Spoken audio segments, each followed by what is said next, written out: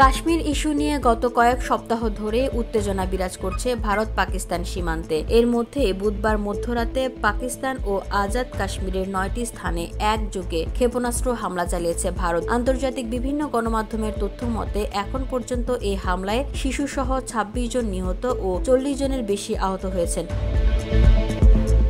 Operation সিঁদুর নামে এ ঘটনার প্রতি তীব্র নিন্দা জানিয়েছে পাকিস্তানের শোবিজ অঙ্গনের তারকারা। প্রার্থনা করছেন এ যুদ্ধ বন্ধের। খবর দ্য এক্সপ্রেস ট্রিবিউন। পাকিস্তানি অভিনেত্রী মাহিরা খান তার ইনস্টাগ্রাম স্টোরিতে এই হামলা নিয়ে লিখেছেন, ভারত রীতিমতো কাপুরুষের পরিচয় দিয়েছে। সাধারণ মানুষগুলো প্রাণ হারালো। আল্লাহ আমাদের দেশকে রক্ষা করুন।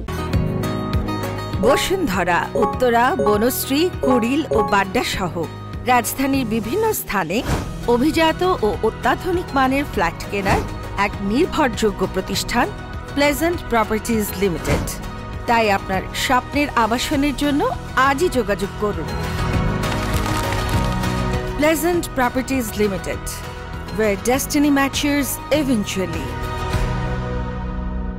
অভিনেত্রী হানিয়া আমিরও এই হামলা নিয়ে ইনস্টাগ্রাম স্টোরিতে অভিনেত্রী লিখেছেন, আমার এখন কিছু বলার ভাষা নেই। একজন শিশু মারা গেছেন, তার পরিবারও ভুগছে। এর কারণ তারা নিরুপায় ছিল। এমন অবস্থায় হামলা স্পষ্টত নিষ্ঠুরতা। আপনারা নিরপরাধ মানুষের উপর হামলা করতে পারেন না। এটা কাপুরুষতা, এটাকে শক্তি বলে না, বরং লজ্জার। এছাড়া অভিনেতা ফাওয়াদ খান সহ আরো অনেক তারকাই ভারতের এই হামলা বন্ধে কণ্ঠ তুলেছেন, কামনা করেছেন নিহতদের আত্মার মাগফিরাতের।